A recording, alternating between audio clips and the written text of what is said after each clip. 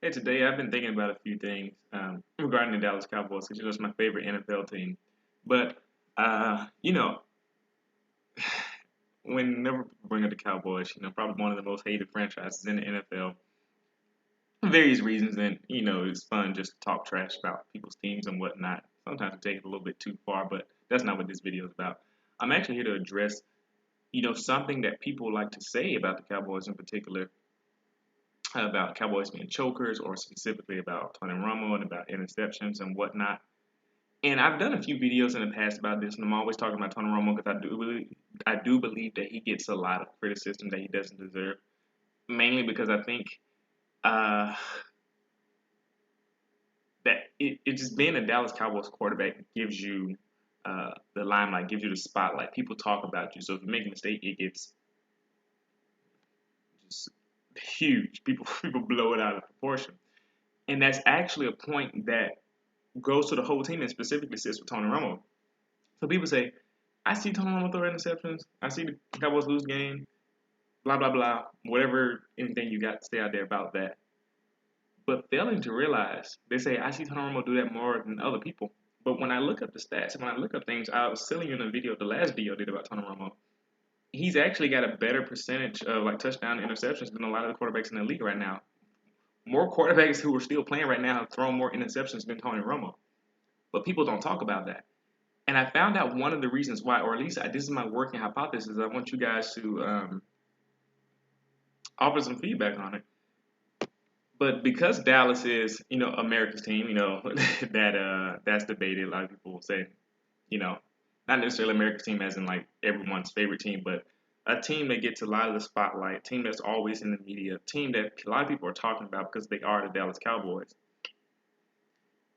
They're put on TV a lot more, and I'm going to research this to find out like what's the exact correlation. How many games does Dallas actually get on TV? But I see my Cowboys on TV more often than not, especially on Fox or on Sunday Night Football. Dallas gets a lot of TV time, gets a lot of airtime.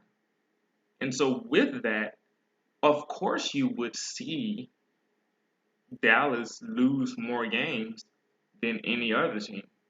Of course you would see Tony Romo throw interceptions more often than you would see other teams. The reason being that you have a disproportionate sample size of Tony Romo and Dallas Cowboys that is seen relative to everyone else.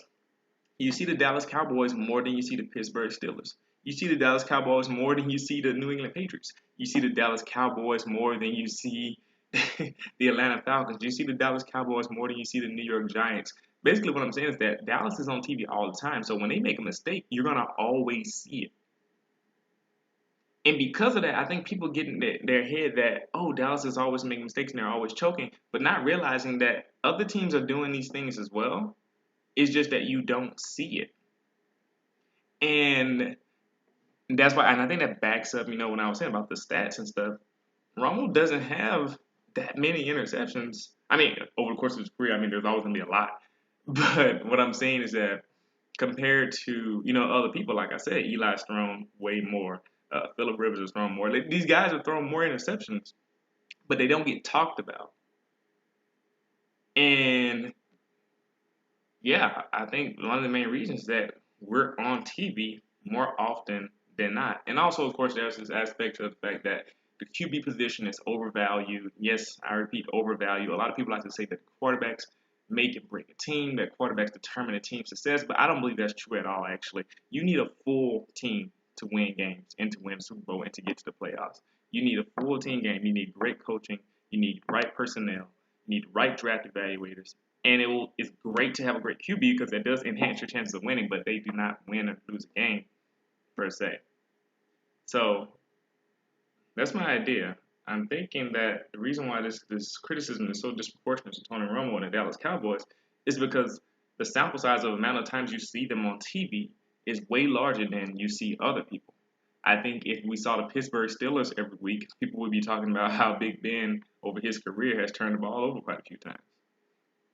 Or even Peyton Manning, for example. I mean, a lot of people don't talk about it quite a few years, but he's had quite a few interceptions. And yeah, That's just something I was thinking about. What do you guys think?